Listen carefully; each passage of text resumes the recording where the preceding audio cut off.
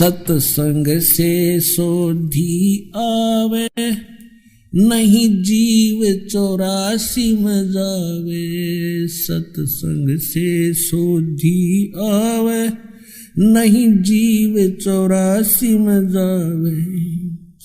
अब मेटो द्वेष और राग, हो राग या उम्र बतेरी जाली। अब मेटो द्वेष और राग, हो राग या उम्र बतेरी जाली। तो जो प्रसंग चल रहा है वहीं आते हैं कि वो परमात्मा सतलोक में रहता है, वहां से चलकर आता है। अच्छी आत्माओं को, जो दृढ़ भक्त होते हैं, उनको मिलते हैं तो क्या करते हैं?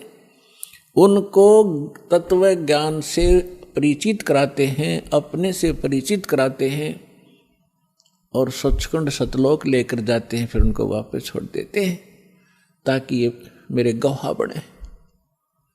अपना आत्माओं वेद बताते हैं भगवान ऐसी लीला करता है, और जिनको परमात्मा मिले उन महापुरुषों ने यही बताया है कि भगवान ऐसी लीला करते हैं। और वो परमात्मा है कौन जिसको हम पहचान सकें कि भगवान कौन है? तो जिन महापुरुषों के दास ने शुभ नाम अभी आपको गिनाए थे, उनमें से इन महापुरुषों ने सभी ने परमात्मा की गवाही दी है, एफिडेविट दिया है।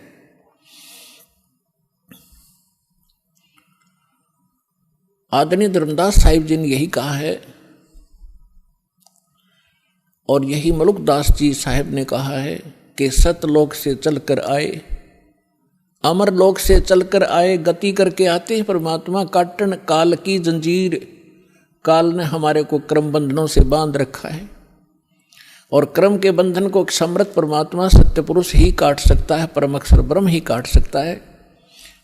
क्रम के बंधन को, कर्म को, प्रारब्ध में किस्मत में लिखे हुए लेख को या संचित कर्म को न तो श्री ब्रह्मा, ना श्री विष्णु, ना श्री शिव, ना देवी दुर्गा, और ना ब्रह्म ना परब्रह्म, केवल परम अक्षर ब्रह्म ही काट सकता है। वो इसके अतिरिक्त और नहीं उस कर्म की बेड़ी को नहीं काट सकते।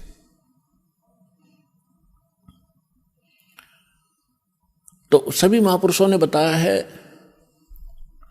अजब नगर में ले गए, गरीबदास जी कहते हैं अजब नगर में ले गए। नगर का अर्थ क्या है? क्या प्रकाश होता है?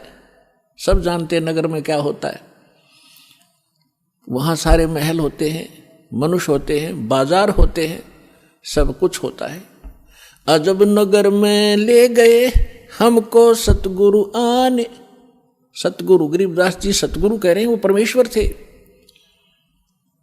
जल के बिंब अगाध गति हम सूते चादर ताने। हमको परमात्मा आकर लेकर गए अजब नगर में, बहुत ही अनोखे शहर में ले गए, सतलोक में। और वहां जाने के बाद हमें पता चला सारी कहानी का, हम कौन हैं, कहाँ फंसे हैं, और यहां वापस कैसे आ सकते हैं अपने लोक को।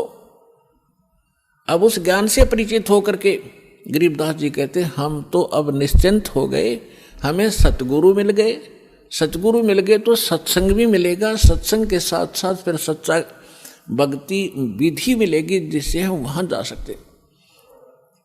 तो गरीबदास जी कहते हैं हम तो चादर तान के सोगे, कति बेफिक्र होगे, हमारा मोक्ष निश्चित है। तो पुण्यात्माओं, आज जो सतलोक आश्रम बरवाला में आके इस दास से जो दीक्षित होते जा रहे हैं, वो चादर तान के सो जाना, आपका मोक्ष निश्चित है।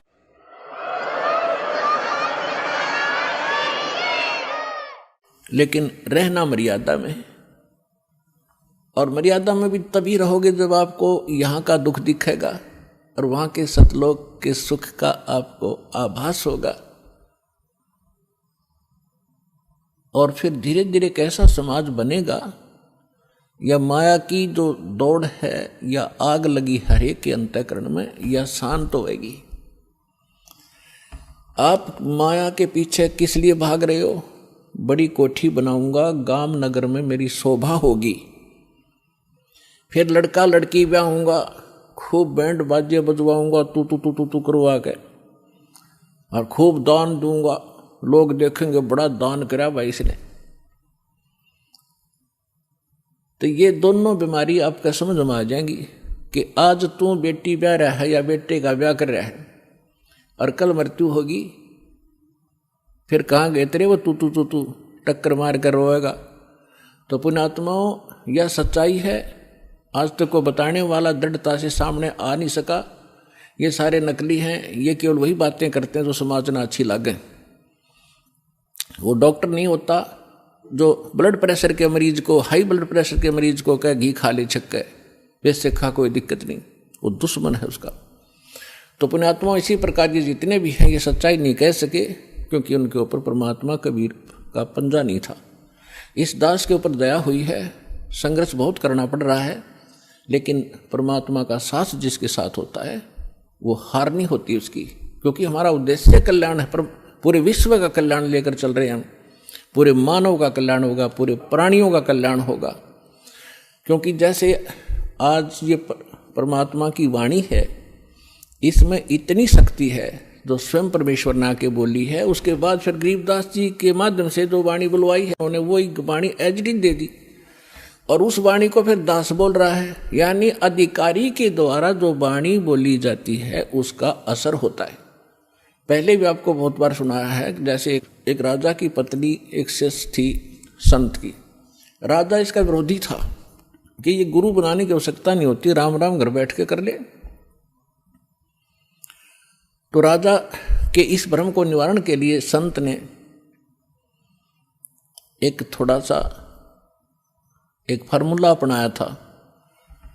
राजा गया उस संत के आश्रम में अपनी पत्नी के साथ कि महाराज क्या गुरु बनाना जरूरी होता है क्या? क्यों मूर्ख बनाते हो जनता को? भगवान घर बैठ के बज सकते हैं, कोई भी कर ले राम राम, कितना राम नाम ले ले। तो संत जी ने सोचा ये राजा है, यहाँ नाराज घना हो जाएगा। जब मैंने कुछ उल्ट सुल्ट जवाब दे दिया तो उसको कहा, राजन अब मुझे अपनी भक्ति का समय हो गया है, इसमें काफ़ी समय लगेगा, मैं आपका प्रश्न का उत्तर दूंगा, मैं कभी घर आऊँगा आपके वहाँ दे दूंगा, वहाँ कभी आपको विस्तार से समझाऊंगा, तब समझ में आएगी। राजा बोला ठीक है। दिन निश्चित हुआ, राजा बैठ गया सिंहासन पर जच के, संत के लिए आसन लगवा दिया। आने की इंतजार थी कि कब आएंगे संत, अभी आने वाले हैं। सामने सैनिक बॉडीगार्ड खड़े थे, वजीर खड़े थे, कुछ बैठे थे। जब संत पहुंचे वहां पर, और वहां उपस्थित सभी सैनिक जो खड़े थे उनको कहा संत ने कि ए सैनिकों, ए सिपाहियों, इस व्यक्ति को अरेस्ट करो। राजा की तरफ संकेत किया। अब वो सिपाही सोच रहे थे ये मंदबुद्धि व्यक्ति क्या बकवास कर रहा है। उस संत ने दूसरी बार फिर कहा, तीसरी बार फिर कहा, लेकिन कोई टस से मस नहीं हुआ। राजा ने सोचा इसका दिमाग खराब हो गया इस संत का, ये मेरा राज हथियाना चाहता है। राजा ने कहा कि इसको अरेस्ट करो, सैनिकों को। यही शब्द उसने बोले, यही वो संत बोल रहा था। राजा के कहते ही उस संत को 4-5 सिपाहियों ने आके जकड़ दिया। अगले आदेश की इंतजार थी, अब इसका करें क्या। तब संत ने कहा कि हे राजन, तुम घर आए व्यक्ति का ये ऐसा ही सलूक करते हो क्या? राजा ने कहा कि आप क्या कर रहे थे? कि मैं आपके प्रश्न का उत्तर दे रहा था कि आपका प्रश्न ये था, क्या घर हम खुद भक्ति नहीं कर सकते? गुरु की क्या आवश्यकता है? राजा ने कहा ये खाक उत्तर दिया तेने, बकवास करने लग गया कि नहीं सुनो जानते, मुझे छुड़वाओ पहले। राजा ने कहा छोड़ दो, न छोड़ दिए। कि जिस प्रकार दो शब्द मैंने बोला कि राजा इसको अरेस्ट करो, ये टस से मस नहीं आपके सैनिक, और आपने वही शब्द एक बार कहा था, मुझे 4 ने पकड़ लिया आकर के। तो आपके वचन में शक्ति है, आपके बोलते ही ये क्रियावान हो गए, और वो शक्ति जो आप वाली है वो राजनीति वाली मेरे पास नहीं है। मेरे पास शक्ति है अध्यात्म की, ठीक इसी प्रकार जो वचन मैं बोलूंगा परमात्मा की शक्ति सब पर कार्यवान हो जाएगी और आप कहते रहना, उसका कोई असर नहीं होगा। इसी से आप समझ लेना।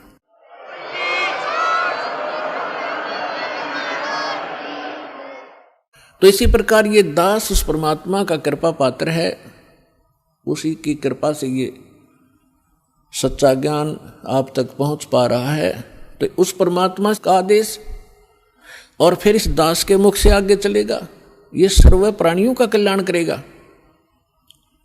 इसका तरीका देखो, परमात्मा ने कैसा एक अनोखा तरीका अपनाया है।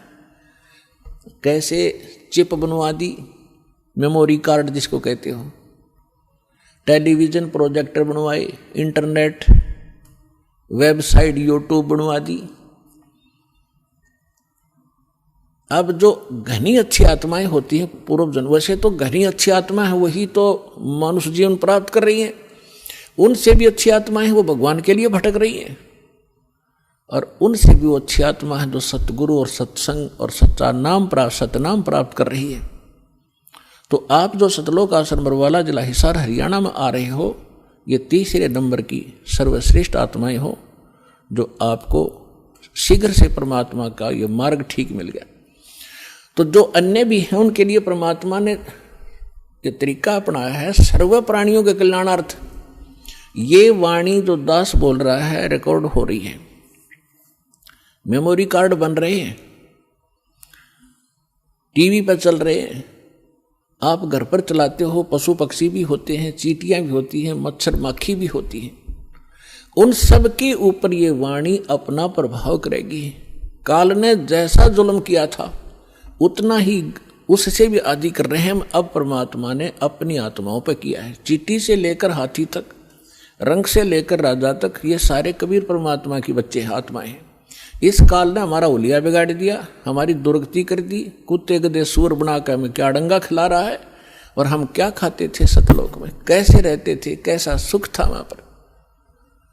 अब आप तो भूल भाल गए, हम सब भूल भाल गए, भगवान ना के फिर जगाए, यथार्थ ज्ञान को बताया। उससे पहले काल ने परमात्मा और सतलोक का नाम लेकर, कबीर जी का नाम लेकर के, और फिर और दूना ज्ञान फैलवा दिया। तो ये सभी उस परमेश्वर की आत्माएं हैं, उनके लिए परमात्मा ने ये समय फिक्स कर दिया था कि चौथा युग जब कलयुग आई तब हम अपना अंश पठाई। काल फंद छूटे नरलोई, सकल सृष्टि परवानिक होई, घर घर देखो बोध विचारा, सत नाम सब ठोर उचारा। कलयुग बीते 5500 पाचा, जब ये वचन मेरा होगा साचा, कलयुग बीत जावे जब एता। परमात्मा ने कहा है कि सर्व प्राणी, सकल सभी प्राणी परम पुरुष पद चेता, परम पुरुष यानी परम अक्षर ब्रह्म पूर्ण परमात्मा के पद, पद यहां दो का बोधक है। एक तो गीता अध्याय नंबर 15 के श्लोक नंबर 4 में कहा कि अर्जुन तत्वदर्शी संत की प्राप्ति के उपरांत तत्व ज्ञान रूपी शस्त्र से इस ज्ञान को काटकर उसके पश्चात परमेश्वर के उस परम पद की खोज करनी चाहिए, जहां जाने के बाद साधक लौटकर फिर संसार में कभी नहीं आते, यानी पूर्ण मोक्ष प्राप्त करते हैं।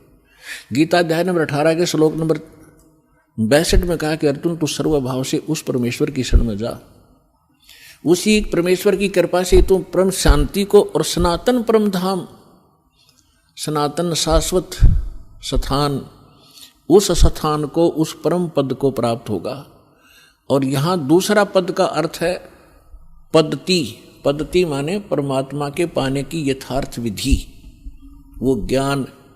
तो परमात्मा कहते हैं कि कलयुग बीत जावे जब एता, 5505 कलयुग जब बीत लेगा, उसके पश्चात पूरे सभी सकल सृष्टि सारे प्राणी परमेश्वर के उस परम पद के चेता होंगे। चेता माने जानकार, ज्ञाता।